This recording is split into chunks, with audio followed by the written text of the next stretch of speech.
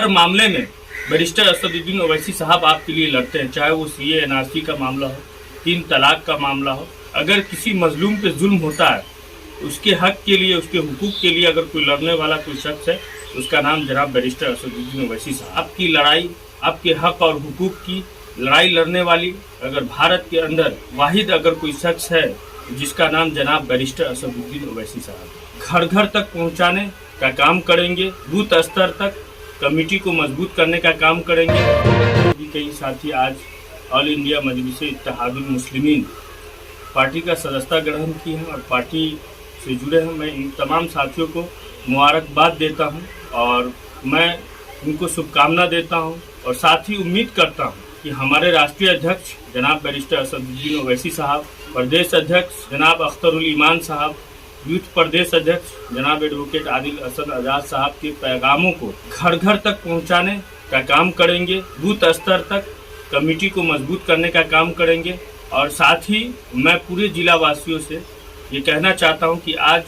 आपकी लड़ाई, आपके हक और हुकूक की लड़ाई लड़ने वाली अगर भारत के अंदर वाहिद अगर कोई शख्स है, जिसका नाम जनाब बैरिस्टर असदुद्दीन ओवैसी साहब। आज हर मामले में बैरिस्टर असदुद्दीन ओवैसी साहब आपके लिए लड़ते हैं, चाहे वो सीए एनआरसी का मामला हो, 3 तलाक का मामला हो, या मुल्क के किसी भी कोने कोने में अगर किसी मजलूम पे जुल्म होता है, उसके हक के लिए, उसके हुकूक के लिए अगर कोई लड़ने वाला कोई शख्स है, उसका नाम जनाब बैरिस्टर असदुद्दीन ओवैसी साहब। आज इसी चीज को लेकर के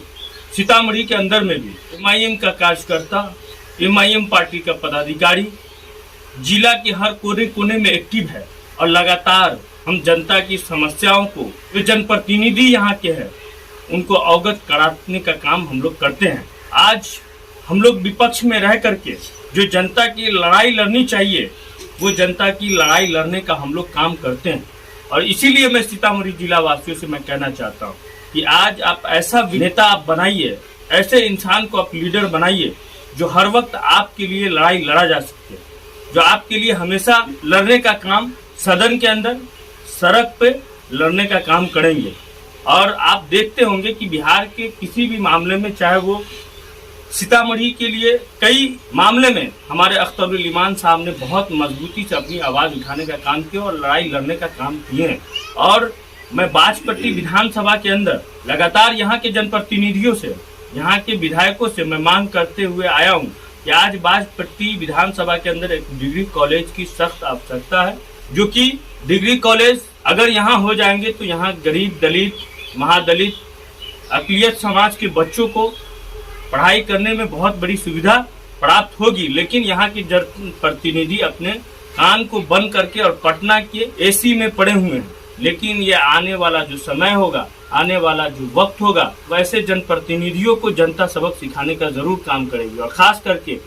बसहा पंचायत का एक नरहरपुर जो गांव है, जो बस्ती है, मैं वहां के लिए कई बार यहाँ के जनप्रतिनिधि को अवगत कराया कि वहाँ एक अस्पताल की सख्त जरूरत है। खास करके वो जो इलाका है वो बाढ़ का इलाका है और वहाँ की जो महिला हैं, जो बच्चे हैं, उनको इलाज कराने के लिए सीतामढ़ी मतलब 25 से 30 किलोमीटर का रास्ता सफर तय करना पड़ता है। यहाँ के जनप्रतिनिधि बाजपट्टी के माननीय विधायक जी से मैं बार बार ये चीज अपील करता रहा हूँ, उनको अवगत कराता हूँ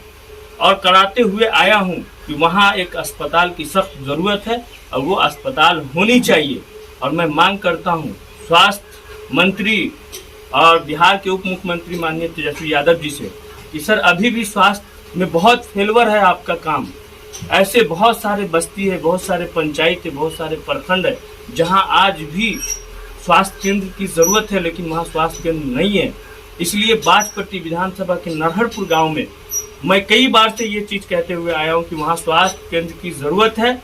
वहां कम से कम एक हॉस्पिटल होनी चाहिए। और माननीय जो विधायक और जो आरजेडी, जनता दल यूनाइटेड और भाजपा, ये जो अपने आप को सेकुलर कहती है, ये अपने आप को झूठा चोला जो पहने हुई है, मैं इन पार्टियों से कहना चाहता हूं, यहाँ की गवर्नमेंट, बिहार गवर्नमेंट से कहना चाहता हूं कि आपने माननीय मुख्यमंत्री जी का जुमला और माननीय उप मुख्यमंत्री तेजस्वी यादव जी का जो जुमला था कि हम जनता के लिए स्वास्थ्य का काम करेंगे, शिक्षा का काम करेंगे और लोगों के बीच जो समस्या है उसको हम निदान करने का काम करेंगे, लेकिन आज सबसे ज़्यादा स्वास्थ्य के मामले में आज हॉस्पिटल की ज़रूरत है। और वहाँ की उस पंचायत, वो आपको मालूम होगा कि जब बाढ़ आता है तो वहाँ की ज़मीनें कट जाती है, वहाँ के किसान बर्बाद हो जाते हैं, उनके बीच बहुत बड़ी समस्या है। वहाँ का जो पुल है, नहर है, ये कट जाता है, जिससे किसान का ज़मीन कटने से उनको बहुत बड़ा नुकसान भुगतना पड़ता है। इसलिए मैं माननीय विधायक जी से और माननीय उप मुख्यमंत्री तेजस्वी यादव जी से मैं गुजारिश करता हूँ, अपील करता हूँ कि नारायणपुर पंचायत में स्वास्थ्य केंद्र बननी चाहिए और वहाँ बनाने की कृपा की जाए। अगर नहीं बना तो हमारी पार्टी, हम लोग इसके लिए आगे बढ़ेंगे और जनता के हक और हुकूक के लिए लड़ाई लड़ते रहेंगे और इंशाल्लाह इसके लिए आंदोलन की जरूरत पड़ेगी तो हम पुरजोर जिला के अंदर में आंदोलन करने का काम करेंगे।